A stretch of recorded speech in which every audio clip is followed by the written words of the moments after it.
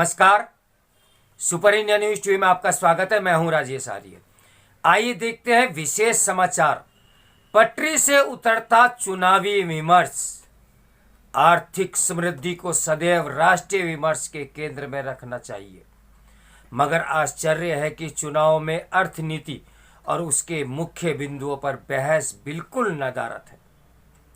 चुनाव जनतंत्र का आधार है। चुनाव के माध्यम से हम अपने जनप्रतिनिधि चुनते हैं, सरकार का चयन करते हैं। राजनीतिक दल सत्ता के दावेदार होते हैं। दल मतदाता के बीच अपना अपना पक्ष रखते हैं। वही भारतीय जनतंत्र की देह है। संविधान सभा में 16 जून 1949 को चुनाव तंत्र पर बहस हुई थी, जिसमें श्री डॉक्टर अंबेडकर जी ने मताधिकार को जनतंत्र का प्राण बताया था। कायदे से चुनावों के दौरान राष्ट्र की मूलभूत समस्याओं पर बहस होनी चाहिए। शिक्षा, चिकित्सा, बेरोजगारी, आर्थिक समृद्धि, कृषि और औद्योगिक विकास, सुशासन व समग्र विकास सहित अनेक ऐसे मुद्दे हैं जिन पर बहस हो सकती है। समान नागरिक संहिता, मतांतरण, अर्थव्यवस्था और जनसंख्या वृद्धि जैसे चुनौतीपूर्ण मुद्दे भी हैं। इन्हें चुनाव के दौरान बहस का विषय बनाना चाहिए, लेकिन ऐसा नहीं होता। 5 राज्यों के चुनावी कार्यक्रम की घोषणा हो चुकी है। जाति, उपजाति, गोत्र, वंश, पंथ और मजहब चुनावी बहस के मुद्दे बन रहे हैं। बुनियादी सवालों पर बहस नहीं है। राष्ट्रीय विकास के मूलभूत मुद्दे पृष्ठभूमि में है, लेकिन जनतंत्र के लिए शुभ नहीं है। दुनिया कोविड महामारी से पीड़ित है। इससे सभी देशों की अर्थव्यवस्था प्रभावित भी हुई है। भारत भी अपवाद नहीं, परंतु चुनाव में कोविड प्रभावित अर्थव्यवस्था पर बहस नहीं है, जबकि सशक्त अर्थव्यवस्था से ही देश का विकास होता है, लोगों का जीवन स्तर सुधरता है। अर्थनीति ही राजनीति का केंद्र होती है। कौटिल्य के अर्थशास्त्र से लेकर आधुनिक अर्थशास्त्र तक राजनीति का मुख्य केंद्र अर्थनीति ही तो रहा है। अर्थ जीविका है। जीवन में अर्थ की विशेष महत्ता है। कौटिल्य ने अर्थशास्त्र में लिखा है कि मनुष्य की जीविका को अर्थ कहते हैं। भूमि व धन प्राप्त एवं उसके रक्षोपायों का ज्ञान अर्थशास्त्र कहा जाता है। अर्थ चिंतन केवल धन चिंतित नहीं है। यहां आदर्श राज्य व्यवस्था के लिए राजनीति को अर्थ चिंतन से जोड़ने के संदेश हैं। डॉक्टर अंबेडकर ने प्रॉब्लम ऑफ रूपी यानी रुपए की समस्या नाम से एक शोध ग्रंथ भी लिखा था। उन्होंने लिखा है कि सभी मानवीय प्रयासों, रुचियों और आकांक्षाओं का केंद्र बिंदु धन है। अर्थशास्त्र का नाम पॉलिटिकल इकोनॉमी था। अर्थशास्त्री एडम स्मिथ के समय वेल्थ ऑफ नेशन अर्थशास्त्री का ही विषय था। सभी राजनीतिक विचारधाराओं का केंद्र अर्थनीति होती है।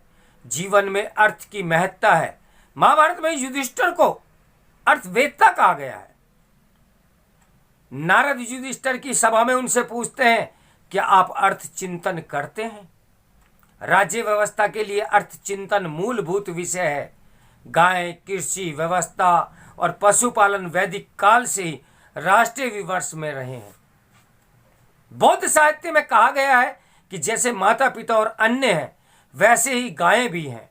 राजनीतिक चिंतन की पृष्ठभूमि अर्थ चिंतन है। आर्थिक समृद्धि को सदैव राष्ट्रीय विमर्श के केंद्र में ही रखना चाहिए, लेकिन आश्चर्य है कि चुनाव में अर्थनीति और उसके मुख्य बिंदुओं पर बहस बिल्कुल नदारद है। यही प्रवृत्ति प्रत्येक चुनाव में दिखाई पड़ती है। इससे राष्ट्रीय क्षति होती है। चुनाव में जाति के आधार पर वोट देने की अपीलें हो रही हैं। उपजाति समूह भी चुनावी उपकरण है। ऐसे समूह अपनी अपनी जाति की उपेक्षा का रोना रोते रहते हैं। अगड़े पिछड़े, अति पिछड़े की बातें चल रही हैं। ऐसे चुनाव अभियान देश और समाज के समग्र विकास के लक्ष्य से अलग है। ऐसे में अभियानों में विकास के आधारभूत भूत ढांचे की चर्चा नहीं है। इस आधार पर वोट देने वाले मतदाता सामाजिक और आर्थिक विकास की अपेक्षा कैसे कर सकते हैं? चुनाव के समय दल बदल भी थोक के भाव में होते हैं। विचारधाराएं बेमतलब है। सिद्धांत विहीन दलों की दल बदल के औचित्य की व्याख्याएं दयनीय है। अगर दल बदलू महानुभावों की व्याख्याएं मान भी ली जाए तो मूलभूत प्रश्न बना रहता है कि आखिर चुनाव वर्ष में ही उन्हें कथित ज्ञान की प्राप्ति क्यों होती है। उनकी दलीलें प्राय हास्यपद होती हैं। ऐसे दल बदल चुनाव की शुचिता और पवित्रता को प्रभावित करते हैं। उससे आम जन में राजनीति के प्रति घृणा भाव और निराशा उत्पन्न होती है। मतदाता जनतंत्र को सिद्धांतहीन मानने लगते हैं। चुनावी दौर में दल बदल जनतंत्र के प्रति भरोसा भी घटाते हैं। चुनाव जनतंत्रीय उत्सव होते हैं। संविधान निर्माताओं ने लंबी बहस के बाद वयस्क मताधिकार पर मुहर लगाई थी।